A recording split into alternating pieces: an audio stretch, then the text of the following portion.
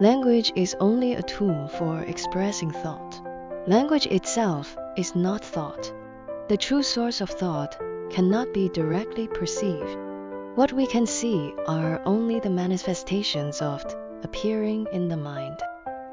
Judgments, classifications, values, abstract images, and inner understanding these inner scenes are the interface where the flow of thought manifests itself within our consciousness.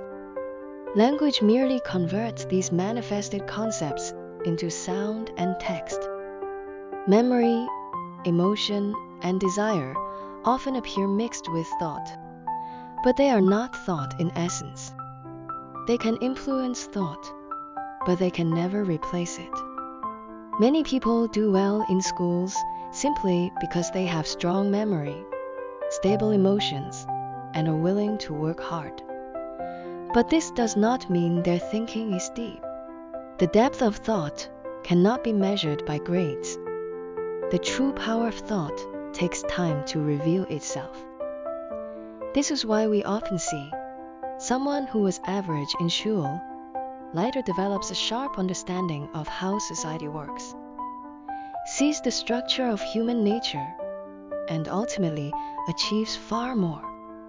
Because the sharpness of thought matters more than the strength of memory.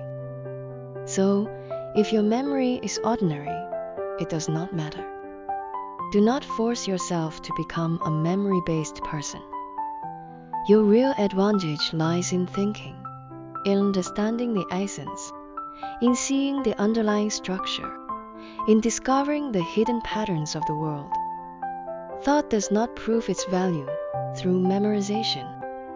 Thought proves its value through seeing. Seeing structure, seeing relationships, seeing the invisible rules beneath the world. This is the true power of thought.